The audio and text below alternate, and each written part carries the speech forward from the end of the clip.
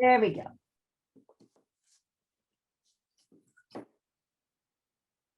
So we are painting this orange. We've started by drawing the light, the medium, and the dark sides. And then the stem, the shadows, and the floor, the line that indicates the wall and the floor. If you want to talk about painting and drawing realistically are really about shortcuts. If you want to really talk about shortcuts, it's like drawing this straight line across it's just one line and it adds so much depth because you've now placed this with this straight line, placed this subject on the ground against the wall with one line. That's what I mean, Pat. Simpler is better. The simpler we can get in our solutions, the easier it is. When we overcomplicate things, that's when we overdo them, overwork them, and they don't look right. So interesting.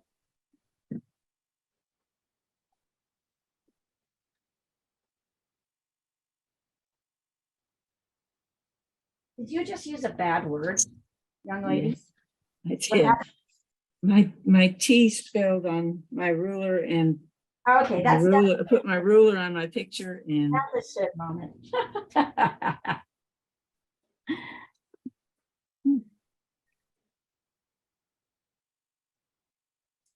I like this setup, although I kind of have to work sideways. If you saw it, you'd think it was really funny. My desk is to the left of me, the right of me, and I'm looking at the painting sideways while I'm drawing it. So it's a little bit weird for me, but I think it's better for you guys. Oh, let's see. Rebecca. Good. Excellent. Good, Rebecca. Oh, I love the confidence of this. Just don't forget there's two transitions from light to medium and medium to dark. Okay. Don't forget to mark them both. But I like the confidence and the boldness of your strokes. And look at how it's already starting to look like something because it's got that, you've got that black on the canvas. All right. Nice. Good job. Francesca, are you doing this or are you just waiting until we get to the next step? I'm waiting. But yeah, I realized that I have a shadow that is yeah, it's not correct, but yeah, I will try to fix it later. Okay.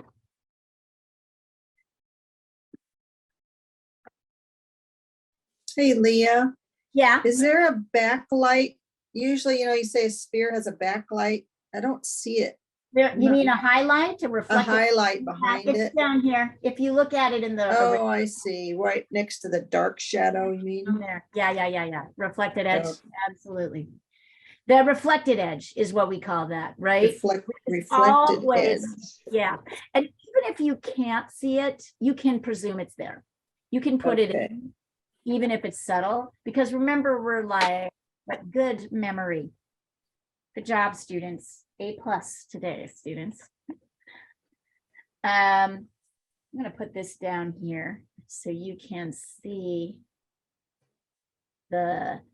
All right, so we're going to start. I'm going to be mixing. This is going to be an oil, right, class, although you're totally welcome to work in acrylic if you want to. However, there are some differences, which is why I teach an oil on Sundays and acrylic on Thursdays.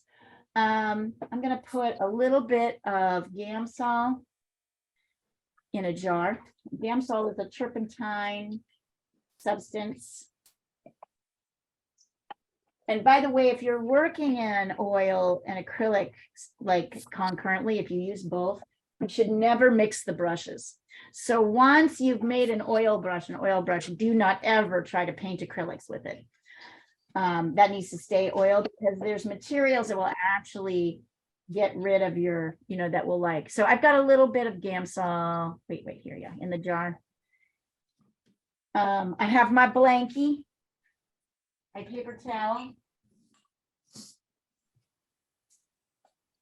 You've got me thinking, Rebecca, it might be fun sometime to do some exercises that are with palette knives, so I'm thinking about that. Yeah, we speak. And so let's talk about mixing. Number one, we're going to start with this. I want to talk about organizing your paint on the palette. I didn't really do a good job of that last time, so I'm going to talk about it now. This is cadmium red. And notice I'm putting it sort of towards the top edge of my paper. Because, where are you? No. I want, hold on, let me grab I want a cool red too. Grab that. Hi, buddy. Hello.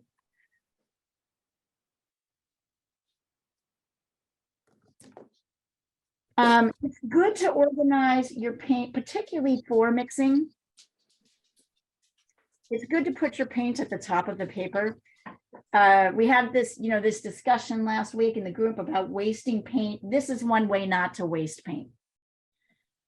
So I just want to make sure people see that. So this What was the color you just put down? permanent rose or Oh. Aquadone rose. So it looks a little dark here. I'm wondering if I should turn the light off. Nah. Yeah, yours looks a lot darker than mine. Well, it's darker. It looks darker than it is. It just has to do with the light in the studio. I mean, yeah, it looks like alizarin crimson, and I can't take a picture of it because my phone. I'll send you a picture. Actually, I can just put the phone off and send it over. Okay.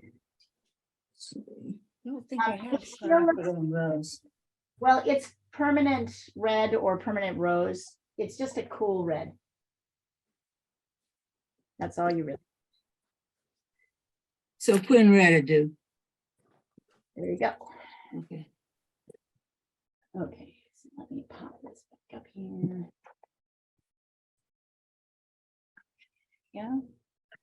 Yeah, so it looks a little darker, but every time I touch the thing, it gets weird.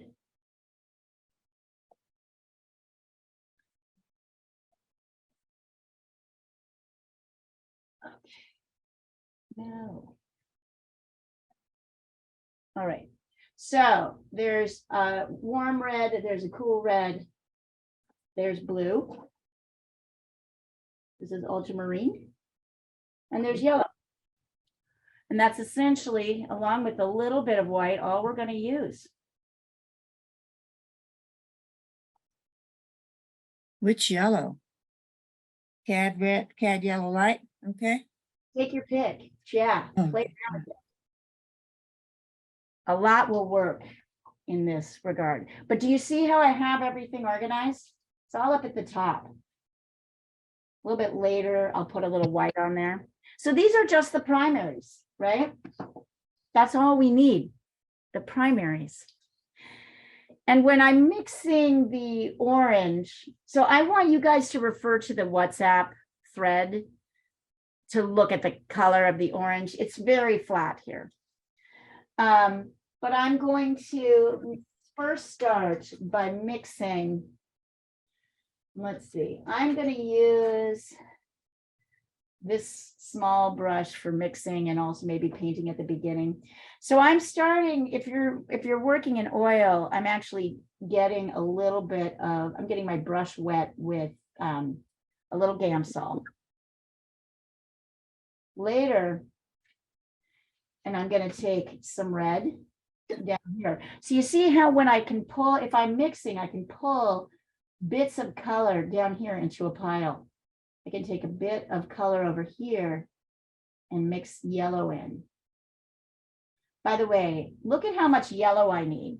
So if I could keep throwing yellow into this pile, or I could take more yellow and add a little bit. See how I'm kind of coming down? There we go. That's probably more like it. I'm making little piles of gradually more yellow Hmm. And what that means is I still have this red pile I can refer to. I didn't dump onto that.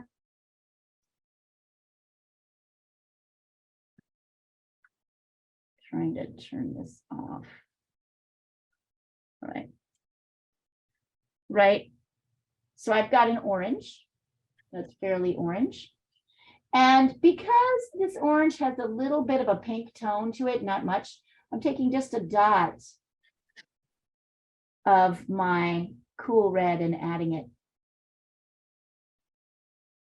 to the base. So this is my basic base. Now, the nice thing about oil is that it'll kind of stay. It'll stay.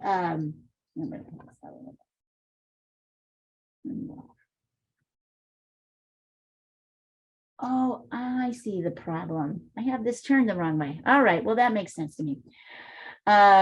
Great, let's try here. I'm gonna try something. It's like wondering why my camera wasn't holding my thing correctly. Because I had it pointed the wrong direction. So go ahead and mix yourself an orange that you think will like suit your light. It should be very beautiful. This is a beautiful color.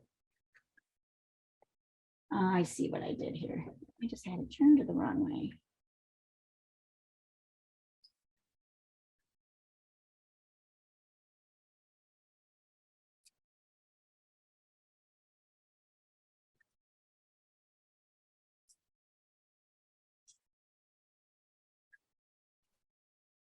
Sorry, guys.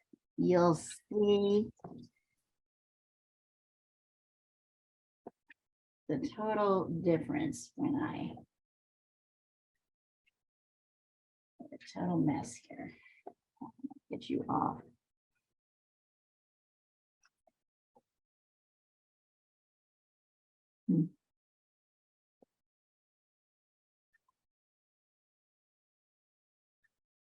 There we go.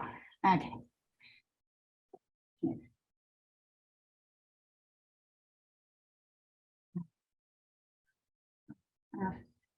There we go. You're supposed to be like this.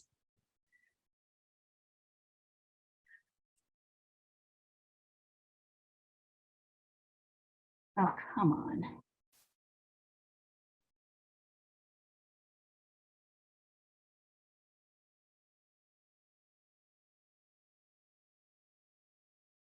Really?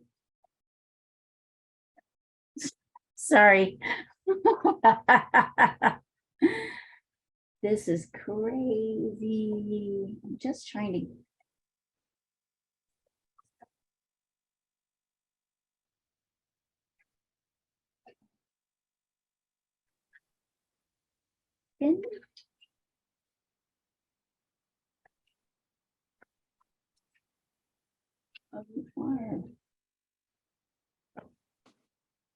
Let's see.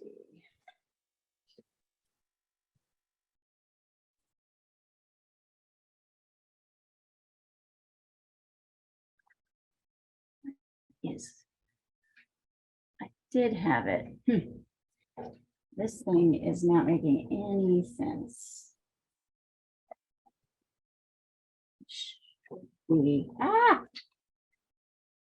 There we go. Nope. Sorry, guys.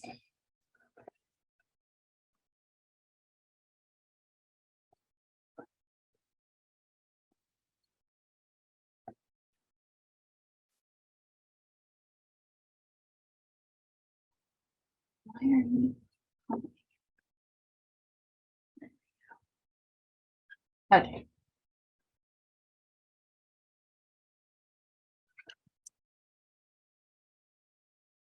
Technology. We have all these cool tools, but trying to figure out how to use them is the pain. How's everybody feeling about their mixing right now? Got it? I'm not I sure if think I have the so. light. This is rocking Can down. you see that?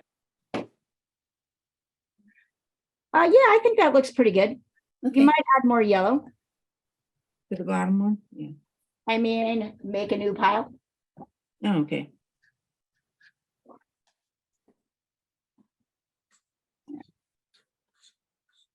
It makes no sense to me unless.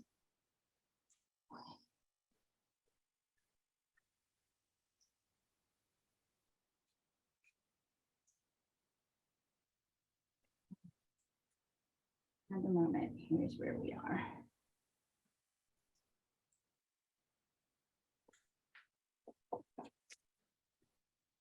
Okay. At the moment, here's where we are.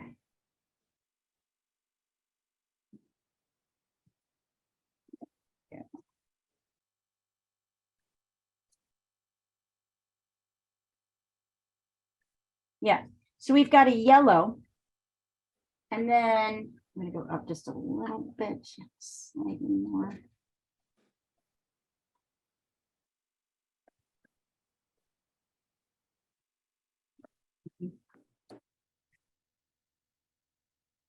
Let's see.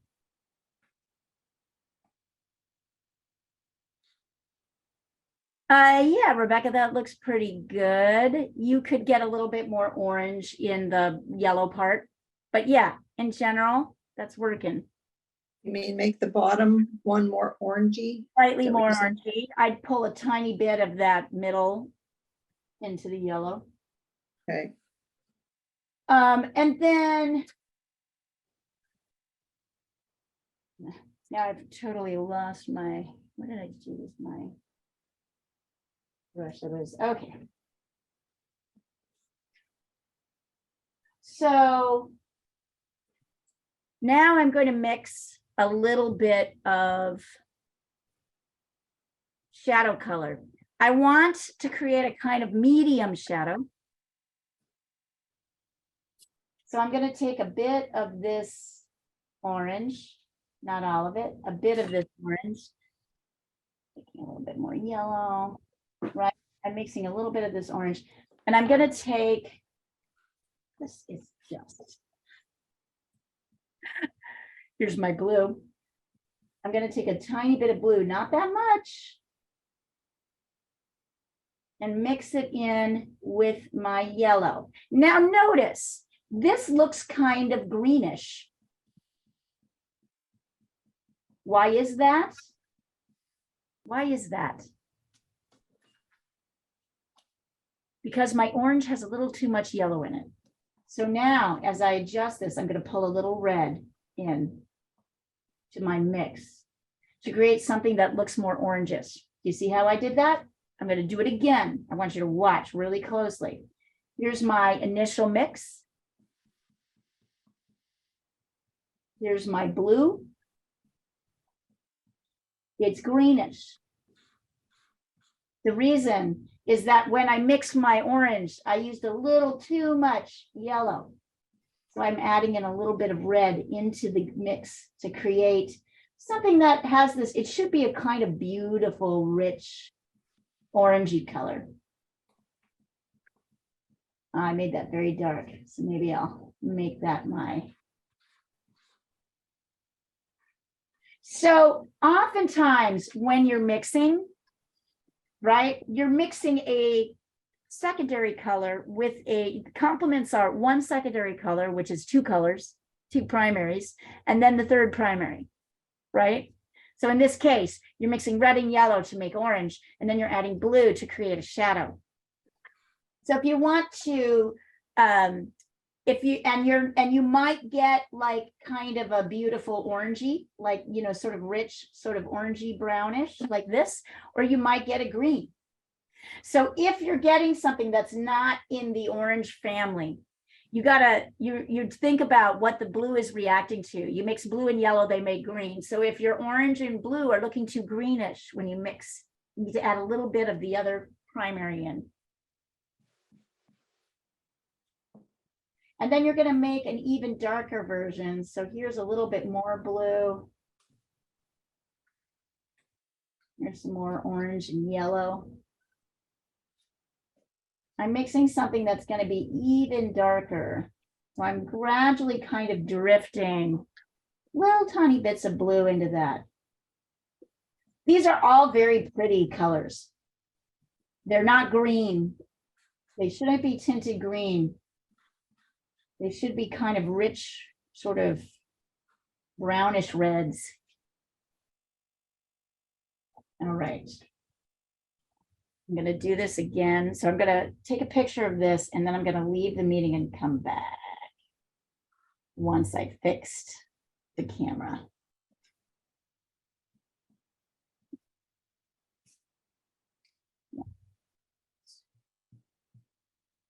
There we go. Okay. Sorry, you guys go ahead and mix. I'm going to take a picture so you have a picture and then I'm going to fix this once and for all.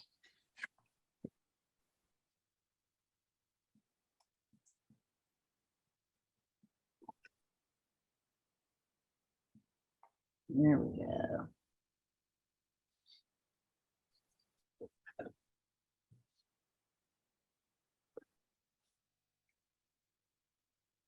So the trick is if you're working in acrylic, hold on. If you're working in acrylic, your paint's going to dry pretty fast. I'm working in oil now, so I can take all the time in the world to light.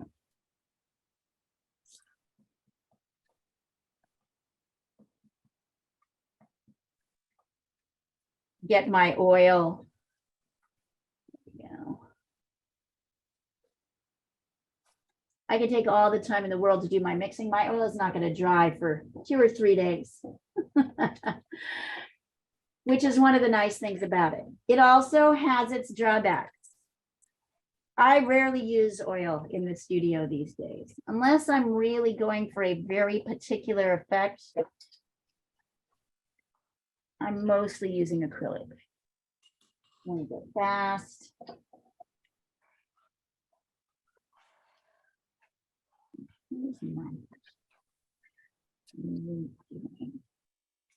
Yes, there we go. Ah, there we go. I figured it out. I totally had my neat new stand going backwards. Okay, and we got you. There we go.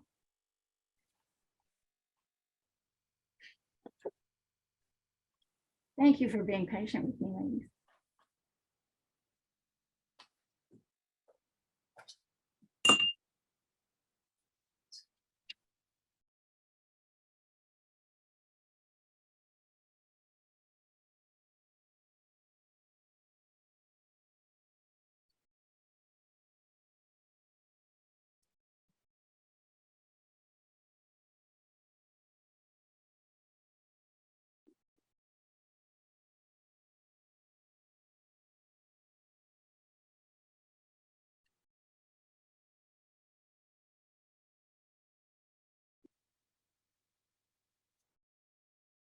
All right, try this again.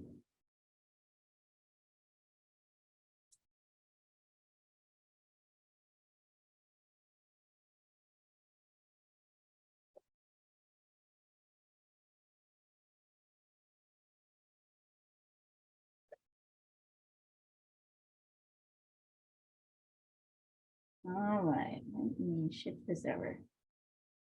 How's it going? There we go. This. It's going. It's going. It's going. Whoops. Using a palette knife is weird, Yeah, so you but it's gave kind of fun. a difficult task, but that's okay. It's all right. I'm experimenting. You're experimenting. Yeah. And this isn't your first rodeo, right? No. You're like, this is why I really want to encourage this. The idea of basics, right, is not that is that not that you're a beginner and you need to necessarily, I mean, you might be a beginner. There's no shame in being a beginner. But the idea of basics is that get that close. There we go. Okay. Not sure I like the light. I'm not looking very much. The idea of basics is that we can return to the basics to play around with what we know, Yeah. right? That's the idea. So you're kind of solidifying in your mind. We're doing a fairly simple subject, but it's not a sphere, right, Pat? It's not a sphere. It's not a sphere. I'd be running out of here if it was a You'd be sphere. running, I made you do enough spheres in your life. You were so funny last week when you were like, wait a minute. Trying to fool me. Like a sphere, but not quite, right? And even this orange isn't really exactly like a sphere. Okay, so once we have done this, now, if you're using oil, Pat, I'm pretty sure you are. I'm gonna put a tiny bit of Galkid light here, and I'm gonna actually just pour it, a little drop of it, right on my canvas. It has the texture of honey. And On your canvas? sorry, not on my canvas, on my my Oh, okay. palette, Okay. on my palette. Yep, sorry. Here we go. And so I'm going to dip into it when I want to wet my brush. I will use my Gamsol if I want to clean my brush. And then once I run this in the Gamsol, I will take my blankie, which is somewhere here. Here it is. I'll take my blankie, right, and I'll squeeze it out, kind of clean it out. But I don't want, if I want to get my brush wet, I'm going to use a little, just a touches of Galkid. Now, let's see, how do I do this so that we can see everything? Well, let's try it like this. Okay, so, or maybe like this. Yeah, there we, no, that's not right. I'm going to fold it over. There we go. Okay. I don't like all those reflected lights on my palette. Sorry, I'm trying to get it so you can see the, it should be off.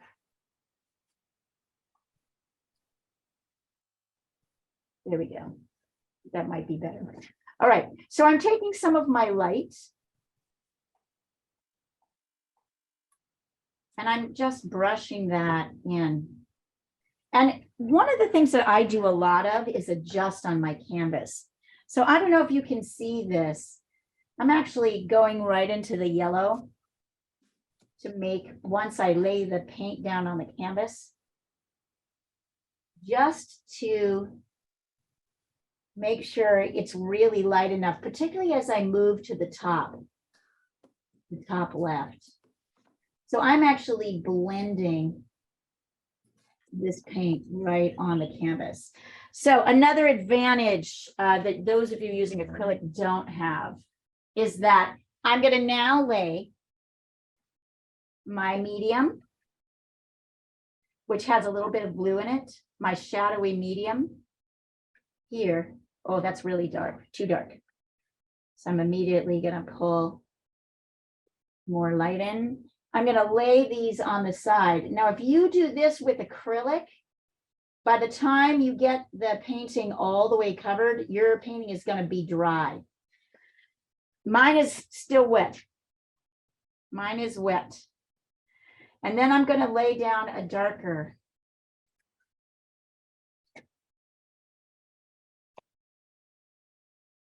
I'll pull this down. Yeah, so you can really see.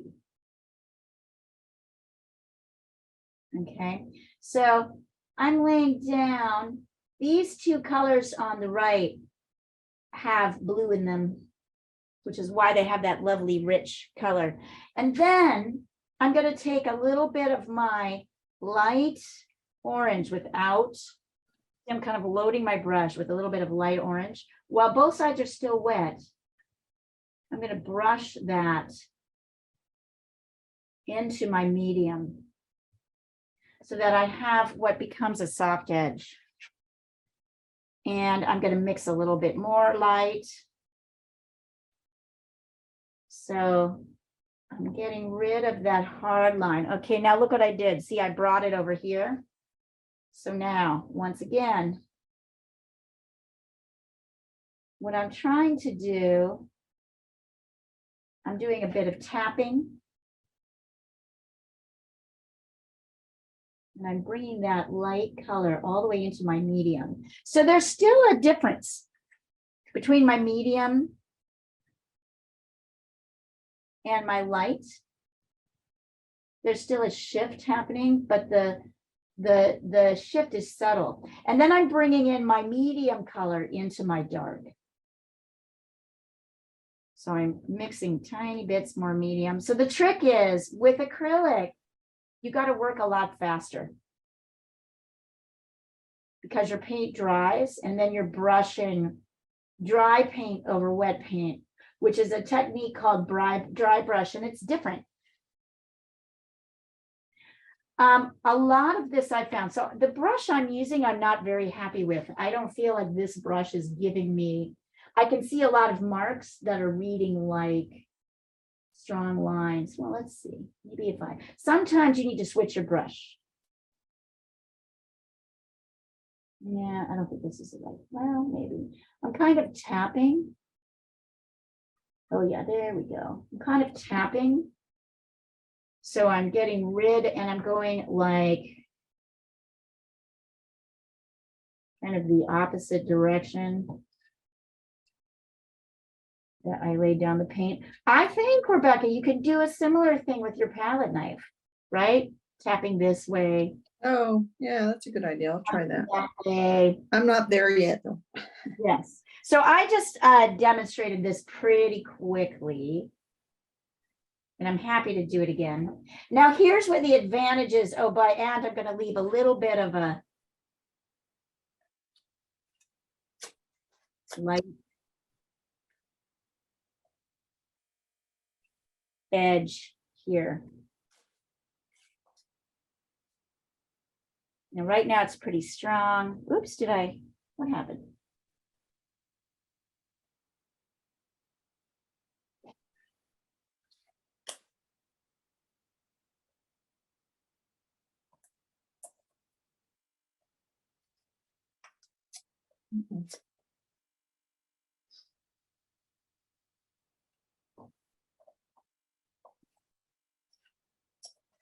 I'm not a super fan of this brush, but I'm also, so sometimes the brush is really the problem. Leah, you're locked up. I know. I don't know what to do about that. I mean, it just is, let's see. I just don't know what to do about it. Eventually it will pop up. I spent all week watching Carista deal with this. Yeah. Oh, yeah. Did you look at some of the, was it helpful? Yeah, I watched about 4 or 5 of them. When Yeah, I could actually see what she was doing, it was very helpful for me, but I learned that I have the wrong art term for what I want to do. I don't want to do abstract. You want to do collage? Well, but she was helpful for the collage. Yeah. Watching those is very helpful for the collage, but I also want to do, God, I've lost it now. It starts with an I. Intuitive? No, Intuitive. No. impressionist. Impressionist? Yeah. Well, that's not abstract at all, really. I know I had to, but the fact that she worked so much with materials was Yeah. very helpful for my collage. Isn't it? Isn't it? I think collage is one of her strengths, really. I mean, of many things. Mm-hmm. Um, Here, I'll send you what I made after I watched her. It's just a little tiny thing. It's probably not done yet. I miss her. I gotta say, I really wish we could have kept her. She's just too busy. I mean, I get to see her all the time because we work on other projects together, but it would have been great to keep her as a teacher. She was such a wonderful teacher, but she's just too busy. Okay, let's see. Ooh, what's that, Pat? That's You cool. like? Yeah. Yeah, I do. What is that? What is it made of? What, yeah, is it something you did watching Carista's class? Well, it's something I did afterwards. Yeah, I Yeah. like it. It's beautiful. By the way, Impressionism is what I'm really teaching you. I think, yeah, I agree. And I've been trying, I think part of my problem with this class is I'm trying too hard to be realistic. I don't I think have- that's it. I think you need to try as hard as possible to be realistic, Okay. and what you'll get is impressionist. Oh, okay. Got it? So you're Yeah. doing just fine. What most of us, I think, can hope to get is impressionist. But you want to strive for realism, because impressionism is a form of realism. It's just simplified.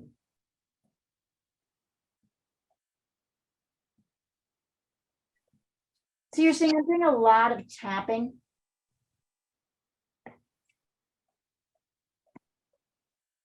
I'm doing a lot of tapping. I'm still playing around, but I still have a pretty strong here. And I'm a little bit in my tapping losing my dark. So you see how I'm kind of coming back in here and adding it back in?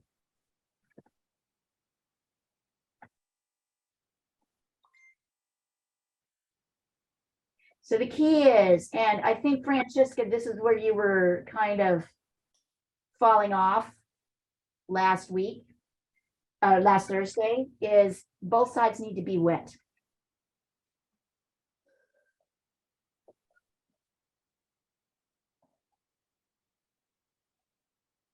Now in oil, like I said, I can just keep back going. The challenge with oil is that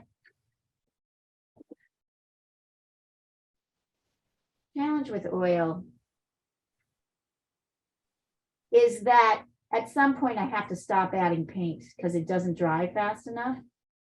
And then everything starts to look muddy. But I have like a little bit.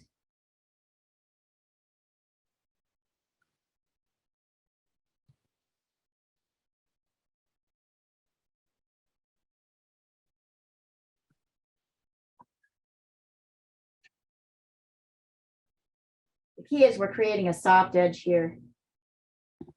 We're working with our materials. Well,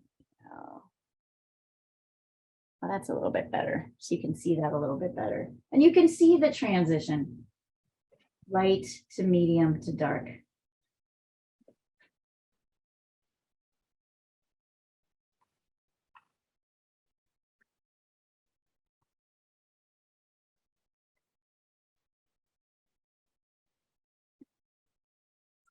You know, Impressionism, Pat, is what everybody thinks of as a painting in contemporary world.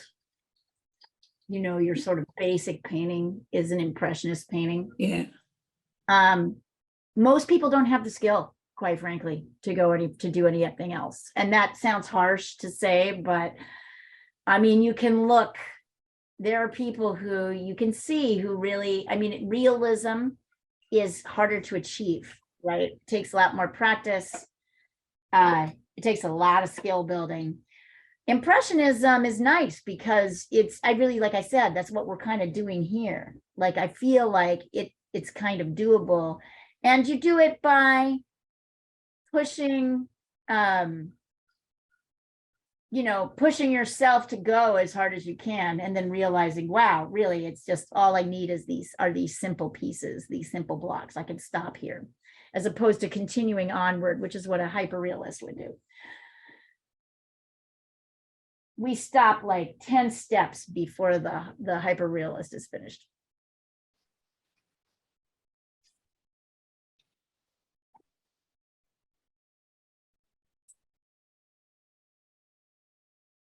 I'm glad you did that though, Pat. It's a very good thing you did for yourself to sit and watch those. Did you find them like boring, or did you find it kind of nice to watch them? Well, to be honest, a lot of the time I had to just scroll through it because all I could see is Carista's head and nothing with her picture, nothing with her Right. students' pictures. So it was like, Well, those should have Okay. been edited in. Those should have been edited in. So they weren't edited in enough. once in a while you saw their face, but you never saw No, their work. in the video, they should have been edited in. That's Yeah, what they weren't. They Okay. weren't. maybe that was early in the process and I didn't have my video editor doing that. Probably. I've only gone to like 5 or 5 or 6 of them. Yeah. My video editor is supposed to be editing in WhatsApp thread pictures so people can see what's. Oh, being- yeah, definitely not the WhatsApp, but when Carista's sending on the WhatsApp, you could actually see what she's been doing for the last 15 minutes. So you could see that for a Okay. second, but Okay. yeah. Yeah, that was what we're doing. That's what we do is we have that edited in, but you're saying that's not, and I'll have to think about that. That's good feedback. Just to show you while you're waiting for your orange to dry, or you're waiting like on your next layer, to mix the dark of the shadow, you literally just take kind of equal parts of all 3 primaries. I'm just mixing red, orange, and blue here to make a real dark. If you can see that there.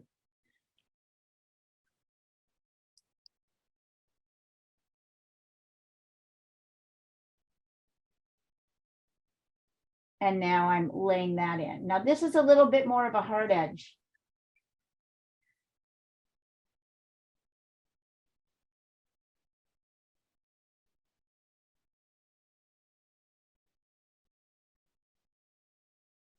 So see how I'm kind of laying my brush, my flat brush against the edge of the orange and pulling out.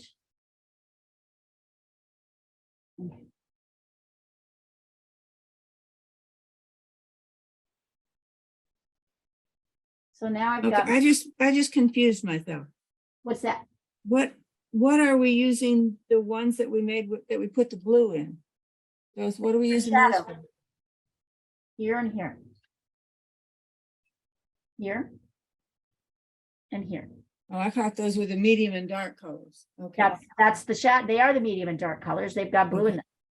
This Okay. blue is the shadow. It's just more blue. It's more dominant with blue. Yeah, okay. All right, yeah, I got it. I'm easy to confuse. I feel you, baby. But what's nice is we have these 4 colors. That's all we got. Right? That's all we need, really. And these 4 colors. And I'm going to scoot this over so you can see. I wanted you to see really close. Right? Here is the leaf. And of course, the leaf is green. So here, I'm going to take my brush with Gamsol, clean it up a bit, squeeze it out. And then I'm going to take a little bit of, how do we mix blue and, how do we mix green, ladies and gentlemen? How do we mix green? Blue and yellow. Yep. So I'm going to take a little bit of my blue. Oh, wait here. I do this so you can see this. I'm going to cover this up for a second. A little bit of blue. And a lot of yellow to mix the green. And because I want that green to be a little bit darker, I'm going to add a touch more blue. And then what's the other thing I'm going to add to this color to mix my leaves? What else am I going to put in there? A touch Blue, of red. red, right? Because all landscape greens, leaves, flowers, all of that are a slightly muted green. So I mixed. Take a picture of it so you can see it. I'm going to take this off for a second so you can see the green. I mixed blue.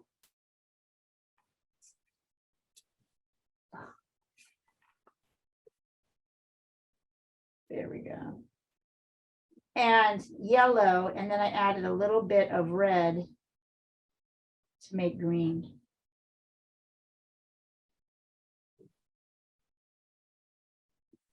There we go. Oh yeah.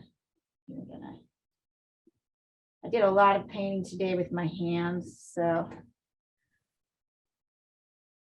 there we go. So there's a kind of beautiful, nice, muted green.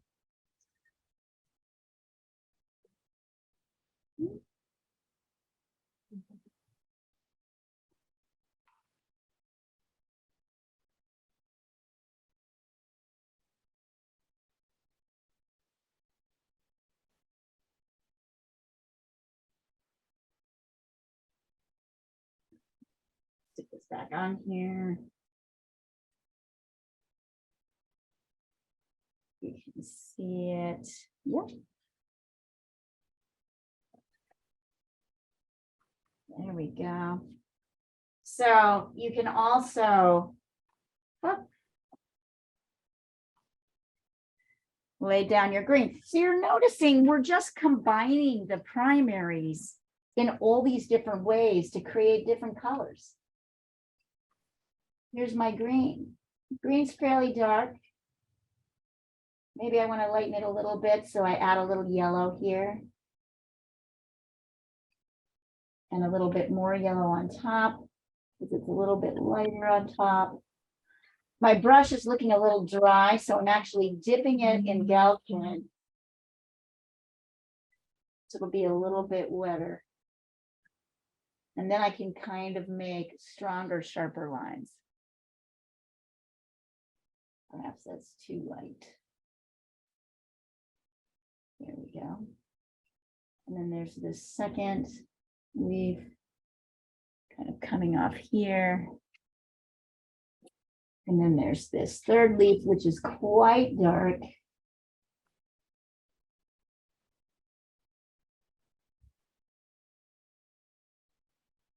I want it to read as green, but a very dark green.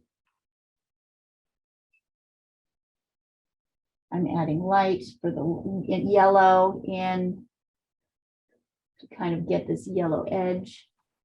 And then I'm going to take more of that color that I mixed for the shadow to do my stems. Here, up here, here, there, and then kind of like that. And then it kind of turns direction and goes up like that. So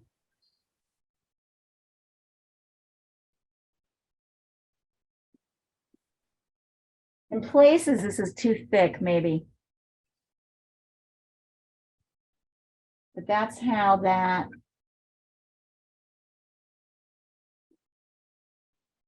So it's all like different combinations of red, yellow, and green. Isn't that a trip? Red, red, blue, and yellow. Everything here, all these different colors are different combinations of the primaries.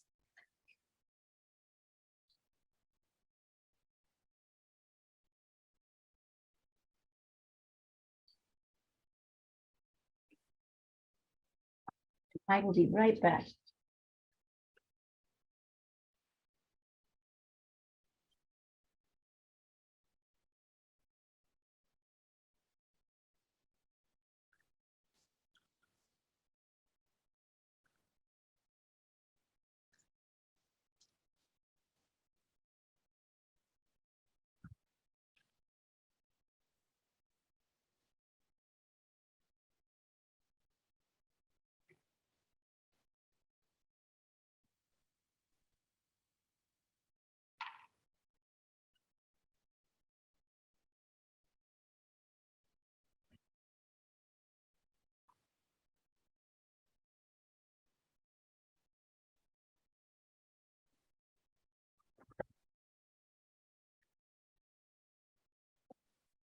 So how's it going, everybody?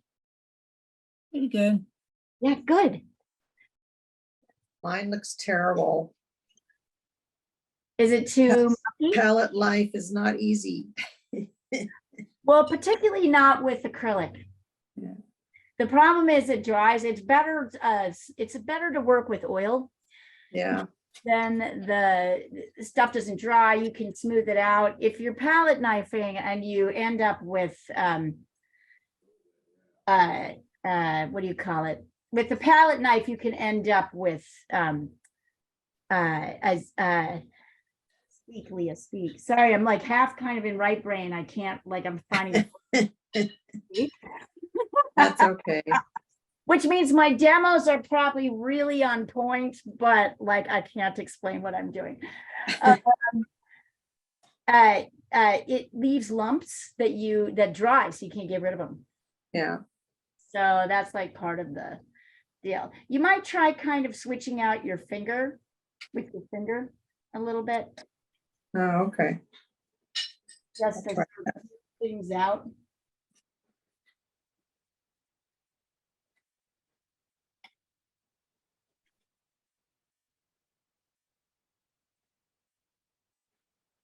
Francesca, how's it going on round 2? Better? Hey, yeah, You're getting it. I'm mixing the green. Excellent. It really does help to do it to hear it a couple of times. Yeah. It does. It does. Yeah, we'll be doing lemons next, and then we'll move on to kind of more exciting subjects.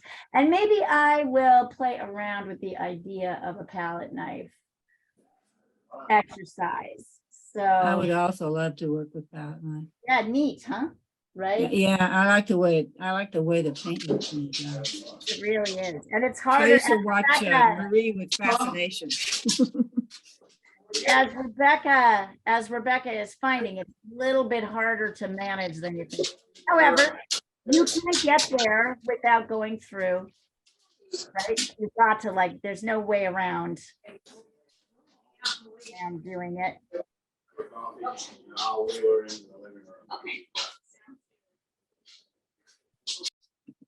There we go. I get a bit of chaos, but sometimes hearing it across the thread is, I get it. There's many people, there's people in and out of the house.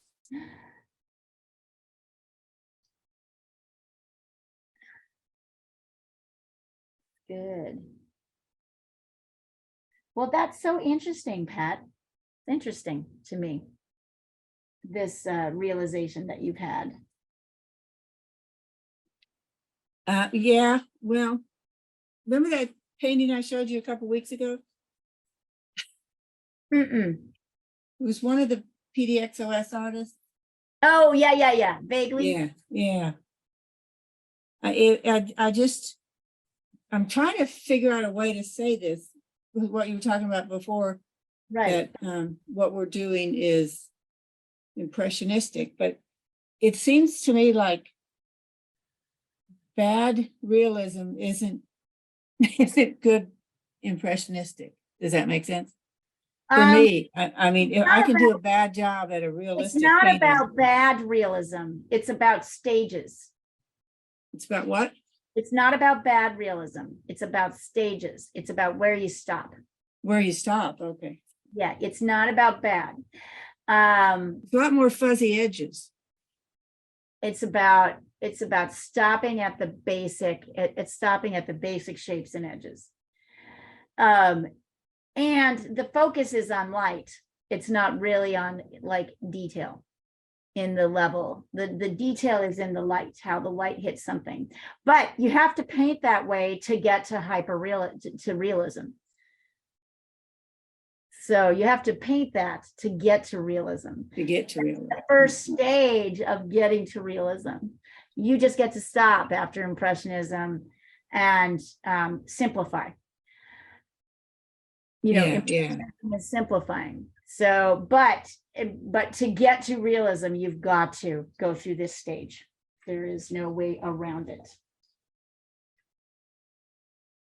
It's so high, you can't get around it. So low, you can't go over it. So wide, you can't get around it. You just got to go straight on through.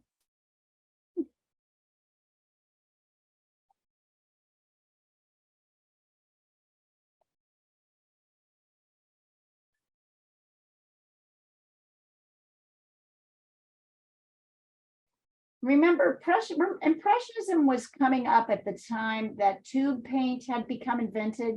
So it wasn't so laborious to create colors. And you could take them outside, and people were doing a lot more kind of quickly and seeing that that was okay. Right? Yeah. Okay. So, well, I keep thinking that if I find a way to to take a picture of something like, let's say the mountain over here, Mhm. blurry, that I That's would not have, going to, let's see. It could help, but I think you just have to learn to see the bigger shapes. yeah, It that's been my really problem from the day quite one. frankly, now that's bad, like realism. Like that's bad impressionism, right? Like, I mean, it's good. Try squinting at the mountain and looking to see where is the, I don't know. It's not bad realism, but it is, I wouldn't trust the camera to get like the biggest simple shapes the way I would if I was just looking. So Yeah, it's yeah. really a training yourself to see it. And by the way, now that we're here, one of the things that's kind of helpful and a color I'm going to add to my palette is white. Because now I want to add, like, I don't know, maybe I'm going to mix a little blue with my white. And maybe a little bit of gal kit in there. And then I'm going to paint. Oh, maybe I want it a little bit darker. There we go. And I'm going to paint a background. So I'm going to make my wall blue. And I haven't decided yet. So notice once again, to create these sharp edges, hard edges, I'm leaning my brush against the edge of the object with the color paint that I want to put in the background, and I'm pulling away. I'm pulling away from it like that. So that helps me.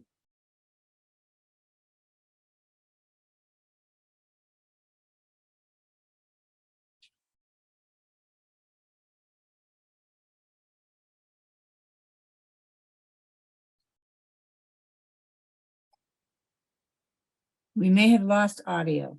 No, I'm here. Oh, okay.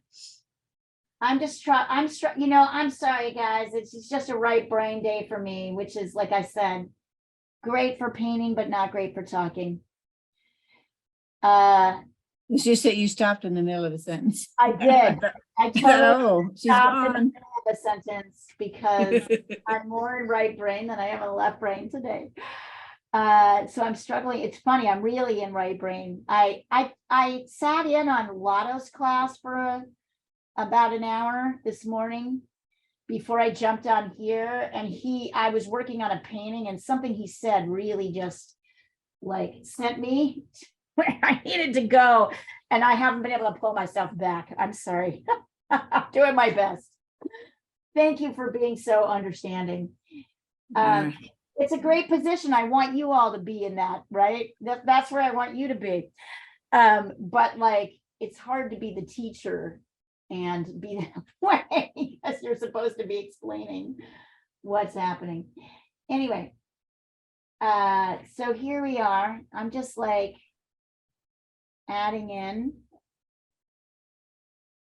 using hard edges, my blue background.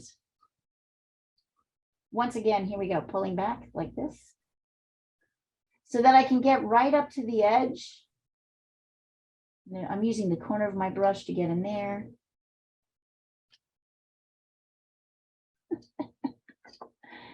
Last time I'd taken art class before I go to teach art class. Whose class did you take again? Lotto's. He teaches for me at 9 a.m. our time.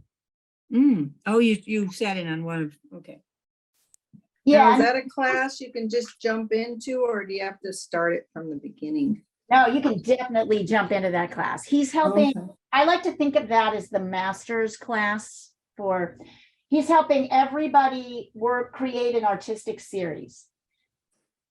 So he's working to get everyone working and whatever, to understand what they're doing, push it to the next level. Yep. Okay. It's a great class. And just like this one, costs $30. It's fantastic. He's my old teacher, and my good friend. So so anyway, yeah, he just said something that about my painting, which helped it like explode forward. And and that's why I'm having trouble coming back.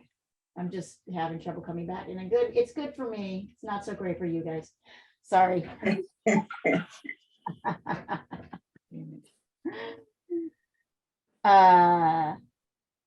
And I'm just doing orange, it's a sort of bright red for the table because it's different than the green. Oh, I like that. Do I like that? I don't know. Yeah. Adding a little green to my red here. You can do whatever you want for the background for the table and for the background for that matter.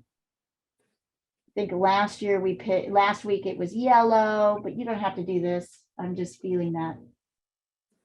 Yeah, that's a great one. Rebecca, I think you'd like it. I'd try it next time. Yeah, try it. Check it out. He's hilarious. You've heard me talk. I think you guys, if you know me, you've heard me talk about him many times. And I'm just happy everybody gets a chance to meet him. And he just loves the teaching.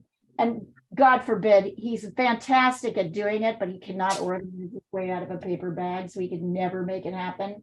So he works, right? I can do all of that work for him and set it up and bring him the students, and he's wonderful. He does a really great job. Yeah, that must be it, because I'm like never usually this word sort of out of words.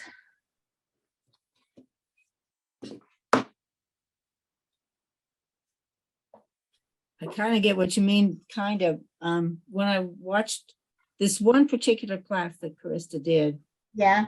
she did a whole bunch of collage work and method and stuff like that. I couldn't get to sleep. I finally got to sleep about 5 o'clock in the morning because my mind was like Thinking about it, right? thinking about it. Yeah. Yes, because Pat, collage is one thing you want to do. So totally, you're thinking it. I'm sure she said something that like, which is exciting actually, isn't it? It's kind of neat. Yeah, I need to minimalize myself in my collage a little bit more.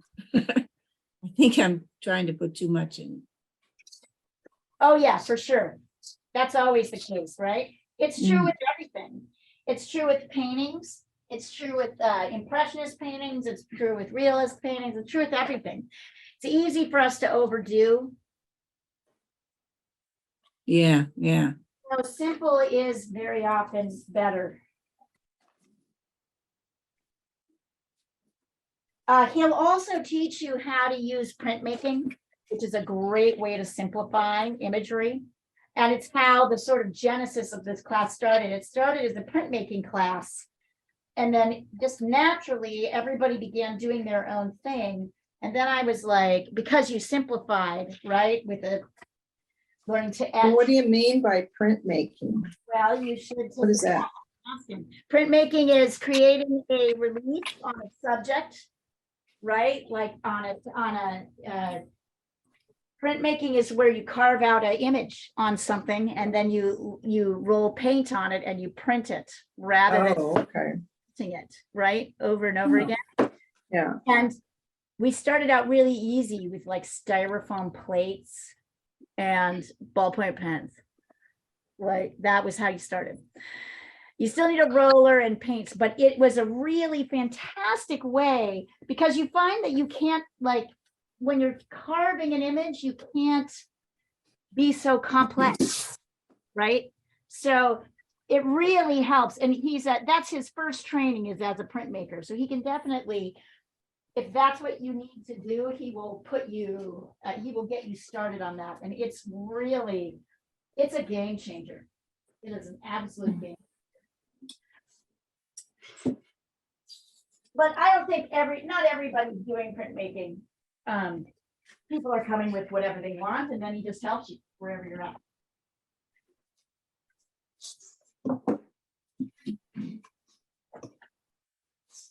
It's really good. How's it going, everybody? How are you? I'm gonna remove the spotlight for just a second. So stand back from your piece. Get up. Let's do the 7th inning stretch.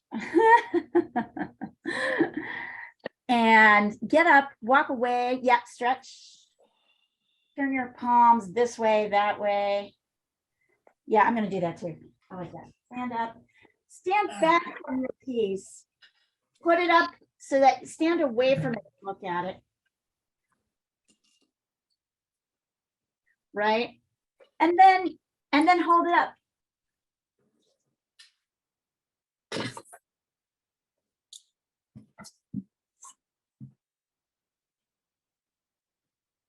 All right. Mine's a giant mess. What? Mine's a giant mess. I don't know, it's getting there. I like the balance of the colors and oh, great, everybody, these are looking great. Rebecca, it's okay that it's a mess. The mark making on the leaves is wonderful. Your background, top and bottom are great. You just need to clean up the orange. Yeah, I need it to dry because every time I touch it, I keep smearing stuff together. Right, let it dry for a second. That's the nice thing. Yeah. Francesca, I think you're starting to get that trend. Pat, beautiful brushwork, both of you. Thank you. Yay.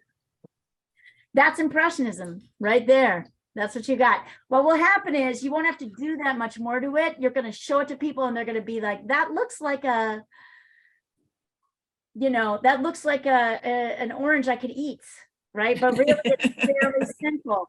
It's like just like 3 stages. You do need to get those stages. All right, let me pop this back up so you can see it again. Yeah, take a little break, send it across. Yeah.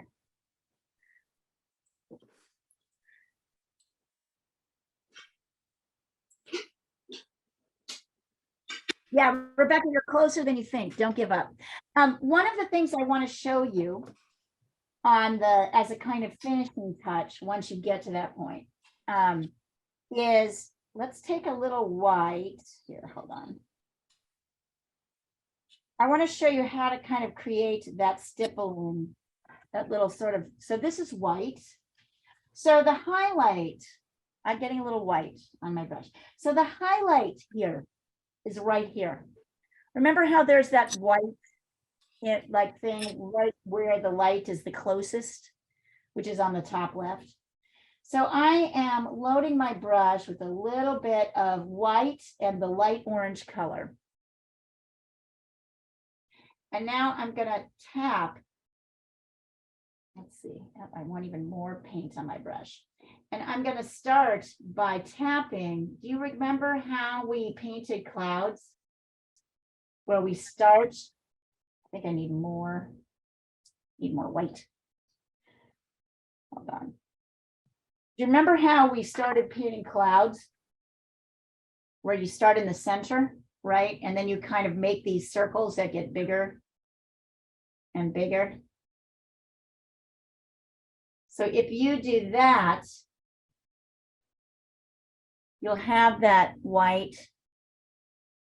And then I'm gonna like soften some of the edges by getting a little darker, around the edge. But basically you're gonna keep getting bigger and rounder, and that will create that stippling effect. That like those little dots with the texture of the orange. Now I'm adding them in a couple more places. I'm adding light over the edge where light meets dark, medium. And then I'm going to put some medium, which has a little bit of blue in it.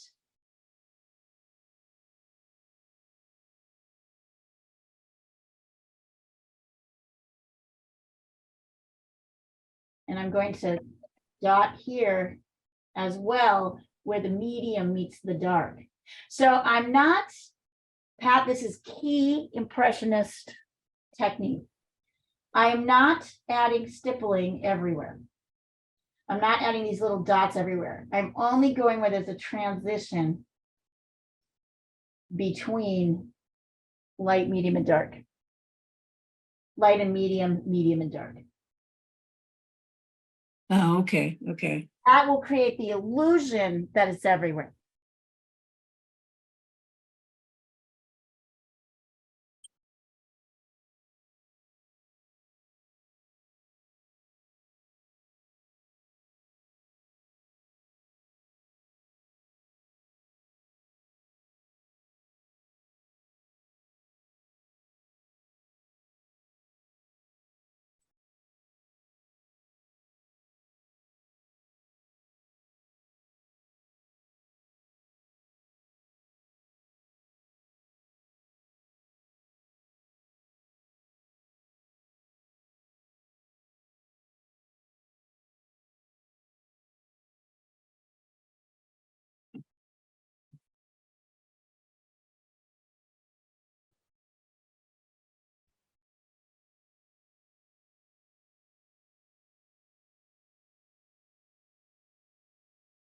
There we go. I love how.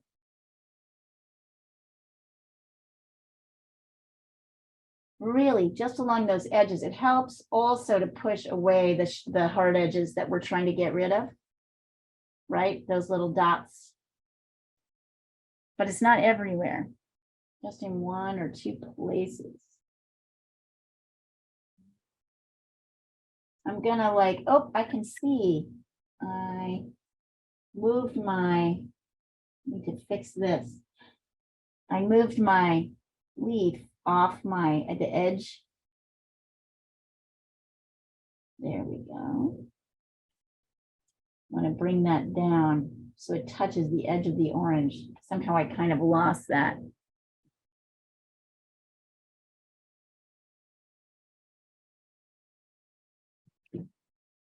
Mhm.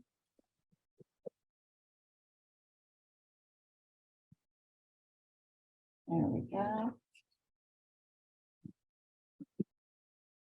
Kind of going around all the edges.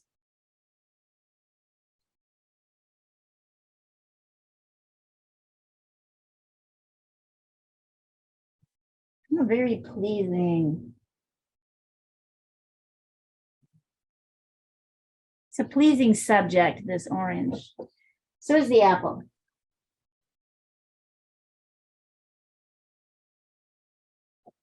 Yeah, we basically got a little bit more than an hour and a half. So you guys can work on this as long as you want to, and then bring up another thing. Pat, if you want to talk about the owl, we can totally do that. So finish Okay. your comments, and then let's talk about the owl. Okay, I got a ways to go. on this. I think you're almost finished. I beg to differ. I think you're almost finished.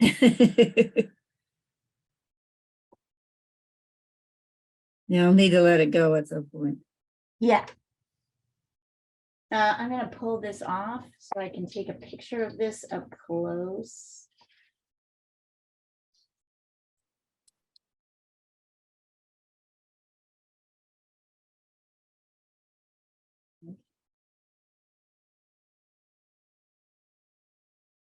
Yeah, Rebecca, it's coming along better than you think. Here, I'm gonna go up close so you guys can see the stippling effect.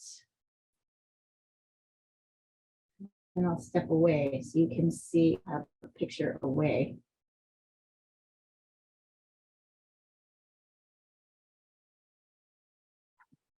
This little dotty effect. Damn it. Okay.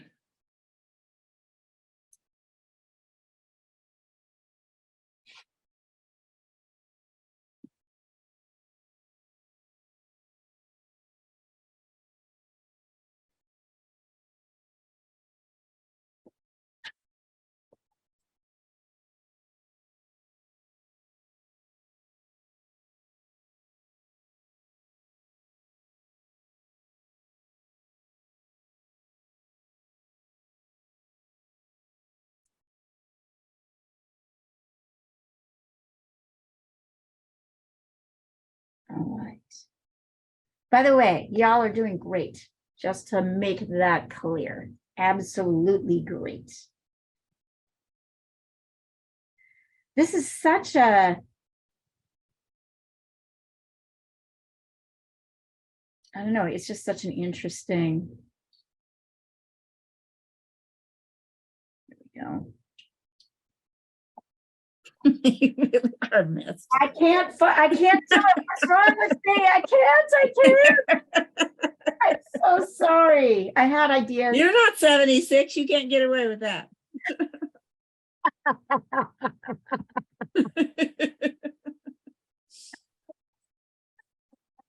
I had something there. It all left me. I'm so sorry, you guys. It happens sometimes.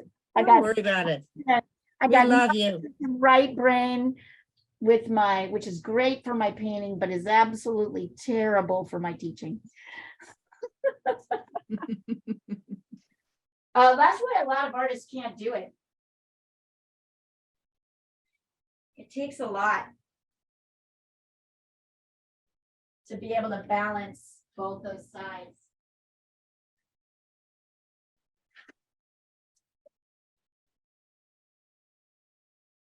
Okay, I'll tell you what, I'm gonna go wash my brushes, which should get me back into left brain. I'll be right back. Have a little talk with yourself.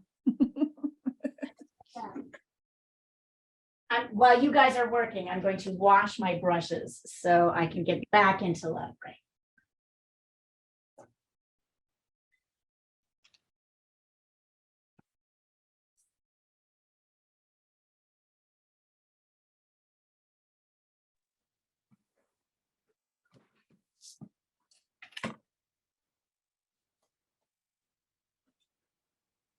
All right.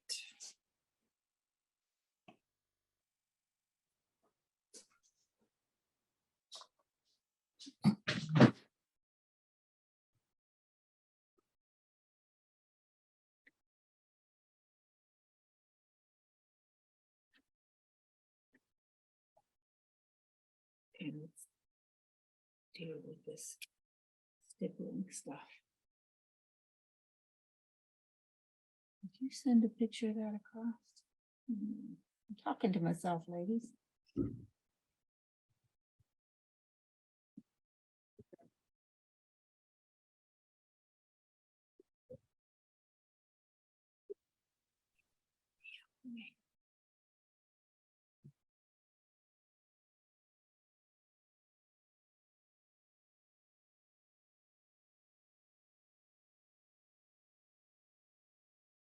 No.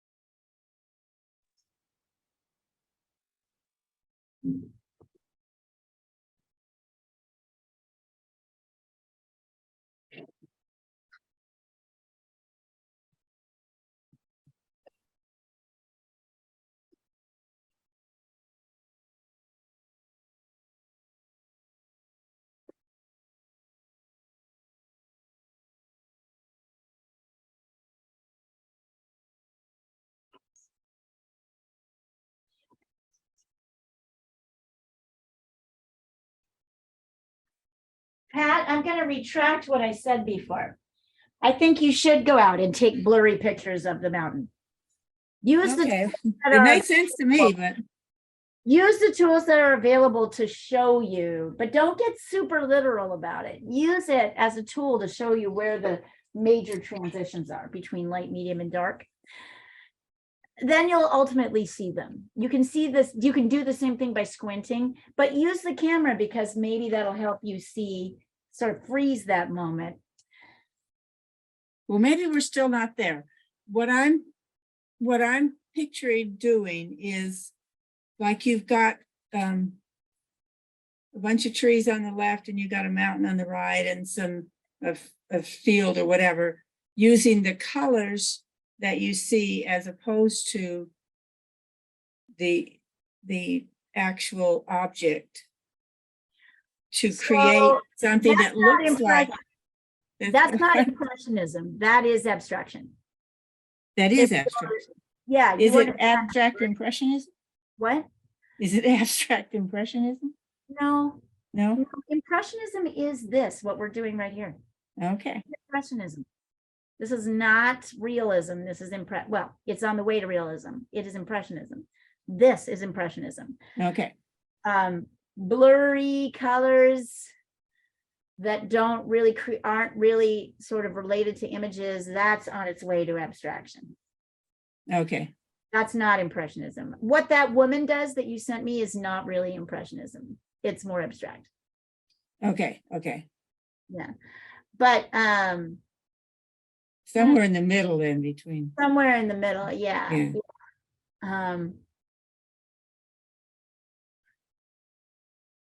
How's it going, by the way, guys? And by the way, we have an hour, so what else do you want to work on? No, I'm nowhere near finished with this. I have to do the backdrop. Okay, great. Good job.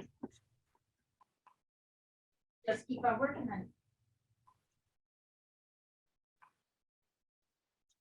I'm gonna plug in my phone so it won't die.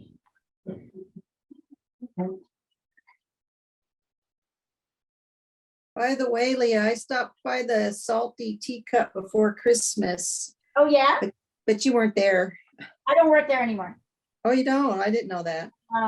No, I mean, I have paintings and shows there, but I don't Yeah. work. Oh, okay. Yeah. Yeah, something had to go. I work at Starbucks now as my part-time job. Oh, really? Yeah. Which one? The one on 60th and Columbia, Northeast 60th Oh, and Columbia. that sounds like a nice, safe area. It's freaking great. I love it. It's great. It's not unsafe. No? No. No, it's really great. I love it. It's a very sweet little Starbucks. My bosses are really great. I get health insurance and which all kicked in this month, and more importantly, a Roth IRA that my employer contributes to. So I'll have some retirement like in the next. That's nice. I mean, it's required, right? I'm 54. I better start thinking about this stuff. Better start doing it. Yeah. I better start doing it. So I only have to work like 18 hours a week. It's yeah. So I had to go for a job that would give me good health insurance, cheap and good. I have eye insurance, I've got dental insurance, I've got 401k, I get stock in the company. Like, That's good. yeah, so yeah, I'm Awesome. good now. It is not a dangerous area at all, Rebecca. No. It's kind of a funny, sweet little pocket. Our clients are very sweet, and it's kind of the stealth Starbucks. Unless you know it's there, you won't really, Yeah. like in the middle of the warehouse district out there. Right. Yeah. We have a lot of school bus people that come to us. There's a school bus, things are out there. The Humane Society is out there. Right. Yeah. Yeah, it's Yeah. nice. It's really sweet. I like it. It's fun. It was really hard for a few months to get making all the drinks really fast, but once you get that down, it's fun. It's like fun.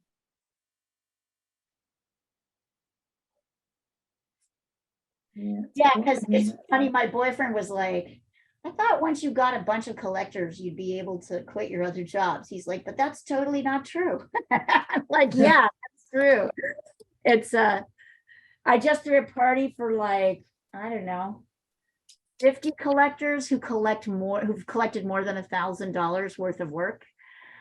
And even then, it's not really enough, It's like not enough to like make a kind of solid regular living. So Yeah, yeah, a lot of artists have to do something else. right. Yeah. Yeah. That's So- all right. Is your teaching something, not something else? Oh my God, Not enough I lose money on my teaching every year. This every is year? the year where I decide, is it even worth it to continue financially for me?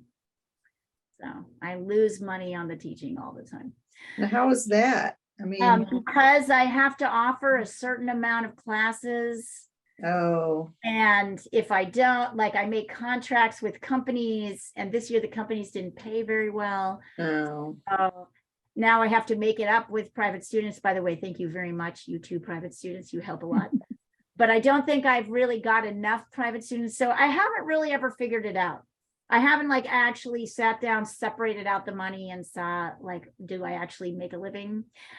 Or do I make money off of this, or does this just cost me money? So usually what ends up happening is I end up, I've hired teachers this year. So now I really know if I have to start shoveling my art money into the business to pay them, then I'll know that the business. Oh, right. So this is the year I find out. Well, I hope it doesn't happen that way. What? Me too. I hope it doesn't happen that way. Get me, so I need more private students. That's all I really need. A few more private I'm students. always advertising for you. You're so good. Don't get me wrong, you guys. I love it. It's just for the hours that go in, Yeah, before I was a little bit more loosey-goosey about it because it was just me providing the service. But now that so ideally what I love is to be able to pay myself the same amount that I pay my teachers. Right now I can't do that. mm,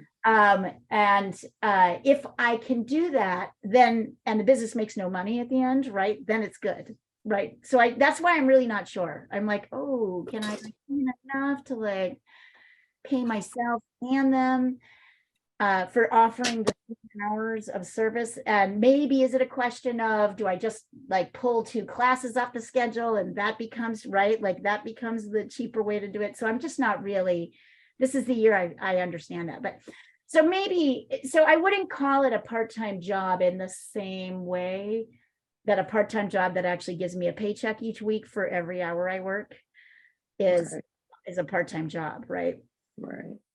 It's I used to think, yeah, it's and this year was a tough year. Last year I got a lot more contributions from the companies, so it made a big difference. This year I'm 12 grand short. Oh, So I mean, I still have a certain amount of money, but it's not really enough to maintain at the just from what the companies give. It's about enough for about a quarter of the classes, so for the year. So the plan is to see if I can make up the shortfall.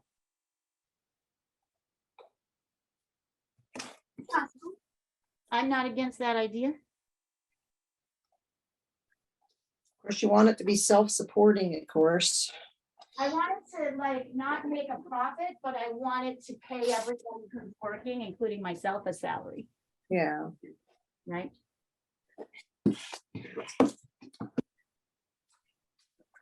So that's the big question, but it could happen. I'm not against the idea. Well, we will see. We will see.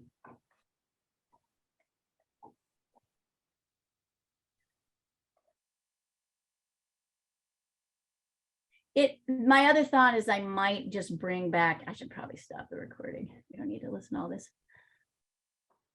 There we go.